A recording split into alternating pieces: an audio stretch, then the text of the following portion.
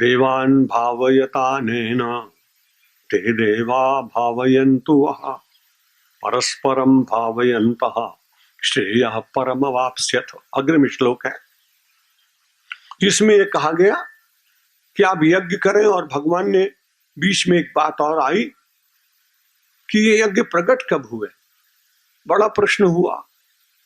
तो भगवान ने जब जीव को भेजा, कितनी कृपा है भगवान की, तब उन्होंने सोचा ये संसार के आदमी ऐसे हैं, ये बेचारे अकेले नहीं रह सकते।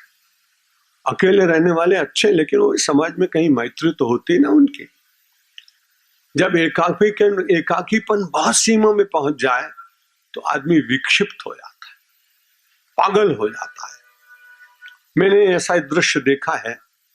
एक आईएएस मेरे परिचित है, परिवार में उनका बहुत सब कुछ, धीरे धीरे सब कुछ चले गए लोग, और वो एकाकीपन में इतना ज्यादा हुआ कि उन्होंने अपने पद से छुट्टी ली।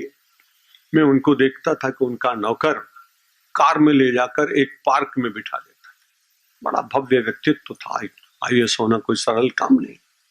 तब मैं उनको देखता कि वो हंसने लगते, कभी कभी उंगलियां उठाने लगते, कभी आकाश की ओर देखने लगते।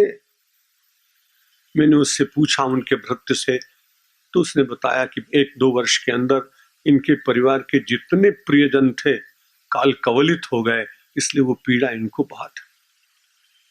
ये पीड़ा भगवान को स्वयं अनुभव हुई, इसलिए भगवान ने कहा इसको भेज तो रहा हूं, लेकिन कोई साथी पहले से दे दें तो ठीक है, क्योंकि जो साथी मिलेगा वो तो 18-20 वर्ष की उम्र में मिलेगा ना, और मिलेगा कि नहीं मिलेगा ये कौन जाने, और मिल भी गया तो डिवोर्स हो जाए फिर क्या होगा। इसलिए भगवान ने कहा ऐसे भेजो कि इसका कभी वियोग हो ही नहीं। सह यज्ञा प्रजा सृष्टवा पुरोवाच प्रजापति अनेन प्रशविश्वध्वम एष ओष्ठुक्ष कामधु। भगवान ने कहा मैं तुमको यज्ञ देता हूं। सह यज्ञा प्रजा सृष्टवा, प्रजा का निर्माण करने से पहले परमात्मा की करुणा, परमात्मा का वात्सल्य, अपने जीव का निरंतर ध्यान रखने का अद्भुत विचार परमात्मा में ही हो सकता है। दूसरे लोग तो अपने अपने चिंतन में रहते हैं।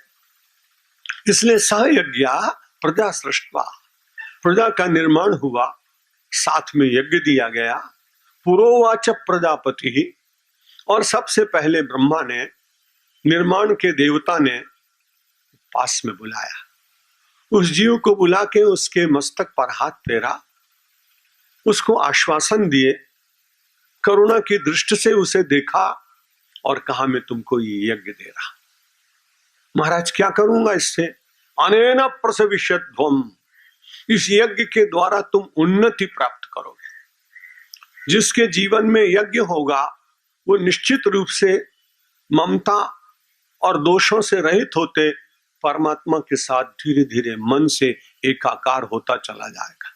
इसमें किसी आश्रम का वर्णन नहीं किया गया कि सन्यासी होगा, कि ब्रह्मचारी होगा, कि वानप्रस्थी होगा, कि स्वदेश का होगा या विदेश का होगा, या ब्राह्मण होगा या कोई और जाति होगी।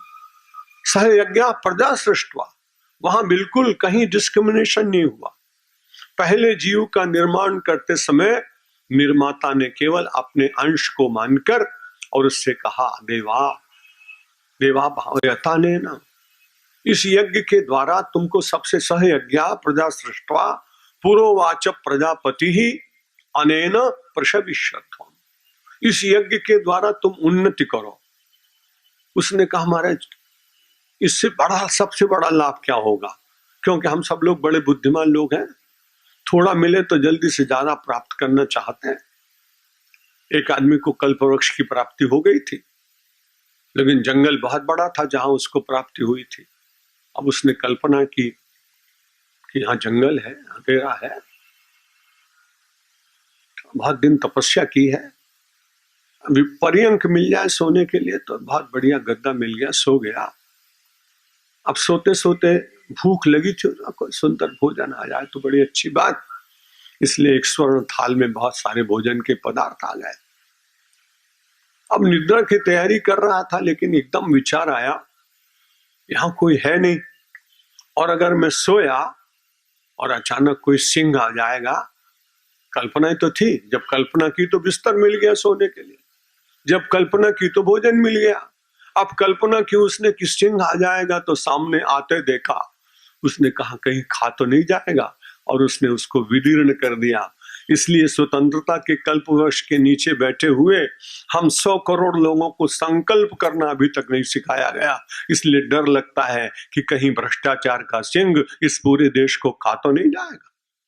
इसलिए सबसे पहले तो हम सब लोगों को शुद्ध संकल्प मिलने चाहिए, और वो शुद्ध संकल्प यज्ञ के द्वारा मिलता है। जितने याज्ञिक पंडित हैं पहले यज्ञ करा, पहले हम हाथ में जल दिलवाते हैं, फिर कितने ऋषियों का स्मरण कराते हैं, फिर यज्ञ काहे के लिए हो रहा है, पापक्षय निवारार्थम, संपत्ति प्राप्त्यर्थम, विश्व कल्याणार्थम, पता नहीं कितना कितना। बड़े अच्छे पंडित हैं, सबको सारे संसार को सुखी करते हैं।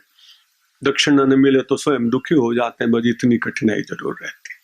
लेकिन सब नहीं, गुजरात वाले नहीं। जब दूसरे प्रांत में जाऊंगा तो उनके लिए कहूंगा कि यहाँ के प्रांत वाले नहीं, क्योंकि मेरे तो सभी अपने। तो भगवान ने कहा कि तुम सहयज्ञा प्रजा सृष्टवा प्रजोवाच प्रजापति अनेन प्रसविष्यध्वम्, मैं तुम्हें गारंटी देता हूं, इसके द्वारा तुम्हारा विकास होगा, सात्विक विकास होगा, लौकिक भी होगा और आध्यात्मिक भी होगा।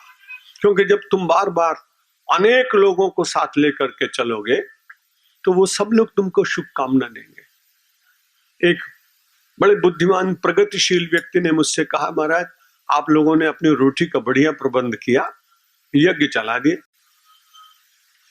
आपकी पूजा होगी, आपको सामान मिलेगा। हम लोग बड़े बुद्धिमान लोग रहे, शास्त्र वाले। मैंने कहा भाई जब यज्ञ होता है तो तुमने देखा नहीं, केवल ब्राह्मण को ही नहीं मिलता है, सबसे पहले श्रमिक को बुलाते हैं भूमि शुद्ध करने के लिए, उसके बाद गोपाल को बुलाते हैं, गाय पालने वाले को, कि हमको छाण की जरूरत है, तो गाय का गोबर आता है। उसके बाद लकड़ी के काम करने वाले को बुलाते हैं, ये का मंडप बनाना है। उसके बाद वैश्य की दुकान पर जाते हैं और ये कहते हैं कि सामग्री लेनी है। उसके बाद किसी सिक्योरिटी ऑफिसर के पास, छत्री के पास जाते हैं कि भाई यज्ञ बहुत बड़ा हो रहा है, इसलिए इसका रक्षण का काम आप करना।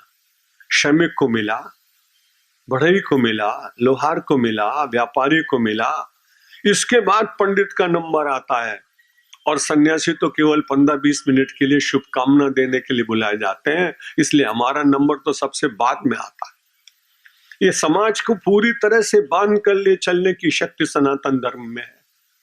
व्यवस्था की दृष्टि से कभी वर्णाश्रम की बात कही गई थी, उस समय अच्छी भी थी। आज भी अपने योग्यता के अनुसार वर्णों का निर्माण की निर्मिति हो तो समाज के सारे संकट दूर हो सकते हैं, वो एक अलग विषय है, उस पर चर्चा नहीं करेंगे। लेकिन यज्ञ में तो सब लोगों को लेकर के संगठनात्मक शुद्धि होती है, और यज्ञ के साथ में 2 शब्द अपने आप जोड़े हैं गीता ने, यज्ञो दानम तपश्चैव पावनानि मनीषिणाम। जो व्यक्ति यज्ञ करता है वो दान अपने आप करता है, और जब यज्ञ और दान होते हैं तो तपस्या अपने आप होती है। क्यों जिन दिनों में यज्ञ होता है, जिन दिनों में उन्हें लोग क्षौर नहीं कराते, भूमि शयन करते हैं। यज्ञ में बैठते हैं तो उस समय अपने भारतीय वेश में धोती और वो पानाहा उत्तरीय वस्त्र धारण करना पड़ता है, तो पहनने में तपस्या, भोजन में भी तपस्या, एक समय भोजन करेंगे, फलाहार करेंगे। जैसे रहते हैं क्षौर आदि नहीं करते तो उसमें भी प्रत्याहार हो जाता है।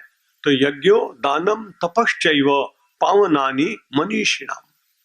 और श्रीमद् भगवत गीता ने कहा कि सामान्य लोगों के लिए नहीं है, जो मनीषी लोग भी हैं, बुद्धिमान हैं, जिनको बहुत कुछ ज्ञात हो गया है, उनको भी ये करना चाहिए। क्यों?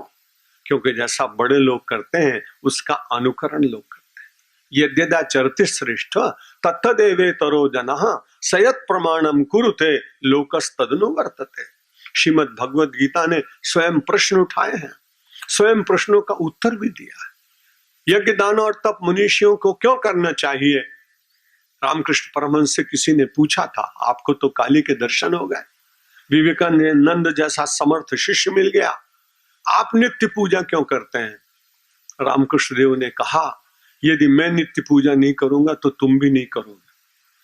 मुझे पूजा करते देख के तुम्हारे मन में एक विचार जागता है कि जिसको भगवत दर्शन हो गया वो भी नियमित रूप से ईश्वर की उपासना करते हैं, तो हम तो बहुत दूर हैं अभी भगवान से, इसलिए हमें तो उपासना करनी चाहिए।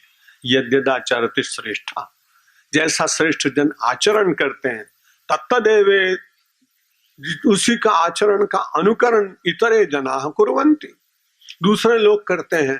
इसलिए भगवान ने कहा सहयज्ञा प्रजा सृष्ट्वा पुरोवाच प्रजापति ही अनेन प्रसविष्यध्वम्, इसके द्वारा तुम आगे बढ़ो। हमारा आगे बढ़ते बढ़ते कुछ और होगा क्या? हाँ, इष्ट काम धुक, फिर इस यज्ञ में इतनी शक्ति है कि आपका जो भी मनोरथ होगा वो आप कामना उस पूर्त हो जाएगा। कामधेनु यदि देते तो कामधेनु को कहां कहां आदमी लेके जाता, इसलिए गीता ने कामधेनु दी यज्ञ और कहा इसके द्वारा तुम्हारी इच्छा पूर्ण होगी। इसके बहुत प्रमाण हैं, आप सबको ज्ञात हैं।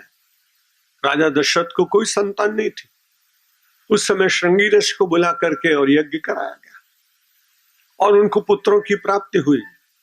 यज्ञ हो रहे थे लेकिन उस समय राक्षस लोग यज्ञ में विध्वंस डालते थे, इसलिए विश्वामित्र जी गए और विश्वामित्र जी ने भगवान श्री राम को और लक्ष्मण को कहा महाराज दे दो इनको, हमारे यज्ञ की रखवाली के लिए हमें चाहिए। राजा दशरथ ने कहा महाराज विश्वामित्र जी, आप में तो इतनी शक्ति है कि आप जीव को सदैव स्वर्ग पहुंचा सकते हैं, आप में इतनी शक्ति है, फिर आप अपने राक्षसों को नहीं मार पाते? बड़ा अच्छा उत्तर दिया। उन्होंने कहा देखो मैं ऋषि हूं, ऋषि का कार्य हिंसा करना नहीं। जैसे आप लोक दृष्टि में भी देखें कि चीफ मिनिस्टर या प्राइम मिनिस्टर अलग अलग कैबिनेट मिनिस्टर बनाता है, अगर कोई एक मिनिस्टर दूसरे में गड़बड़ करने लगे तो उसको अच्छा लगता नहीं, वो धीरे से शिकायत करता है कि हमारे मिनिस्ट्री के काम में ये गड़बड़ कर रहा है। फिर वो उसको समझा देता है कि भाई जो तुम्हारा विभाग है खाली उतना देखो, तुम्हें क्या मतलब। तो विश्वामित्र जी ने कहा भगवान ने जो मुझे ऋषि बनाया तो मेरा काम तपस्या साधना उपदेश प्रवचन ये सब है, धनुष बाण चलाना मेरा धर्म नहीं, इसलिए मुझे राजा दशरथ से राम जी को मांगना।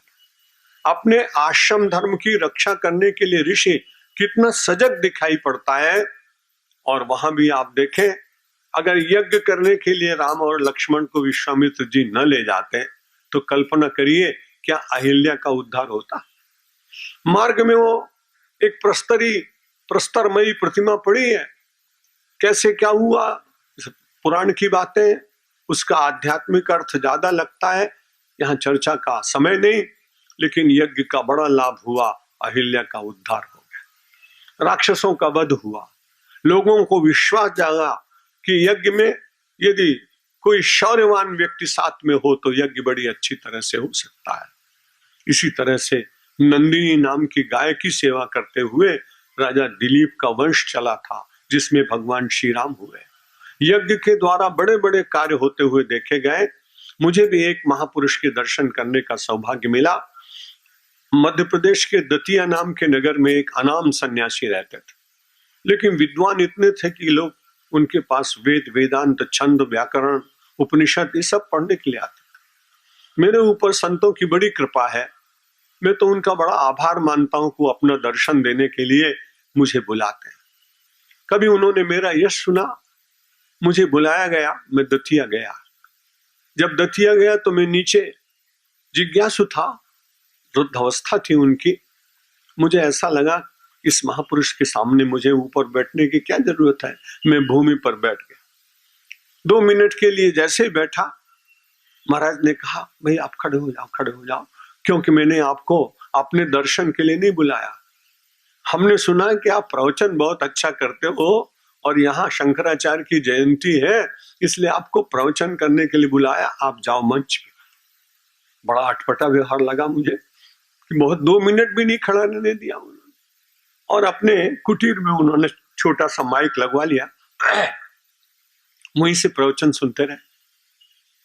अब मैं प्रवचन करने के बाद अपनी वांगमयी पूजा करने के बाद यूं बोलो, मैं अपने शब्द पुष्प अर्पित करने के बाद पहुंचा, तो पहुंचने के बाद में मैंने देखा आश्चर्य कि वहां एक मखमल का बड़ा सोफा सेट पड़ा हुआ था। मैंने कहा महाराज मुझे आपने भूमि में नहीं बैठने दिया। बड़े वात्सल्यपूर्ण से कहा सत्यमित्रानंद जी, प्रारब्ध के साथ लड़ाई मत करो।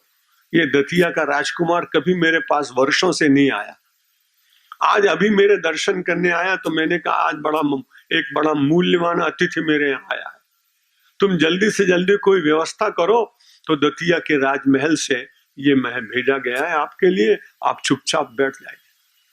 जब बैठे तो चर्चा चली, जब चाइना का युद्ध हो रहा था, तो उस नहीं पाकिस्तान का युद्ध हो रहा था या चाइना का हो रहा था, तो उस समय महाराज ने एक यज्ञ कराया। कलयुग में यज्ञ की बात है ये। और यज्ञ के पूर्णाहुति से 4-6 घंटे पहले वहां के कलेक्टर को ये सूचना दी कि आप प्राइम मिनिस्टर को बताइए कि इतने बजकर इतने मिनट पर अपने आप ही ये युद्ध रुकेगा।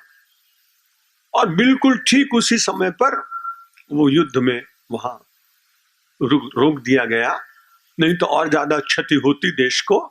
तो ये मैंने प्रत्यक्ष उस महापुरुष को देखा, उनका नाम तो कोई अंत तक नहीं जान पाया, कहां से आकर वो ठहरे थे, लोग अनुमान ही करते रहे।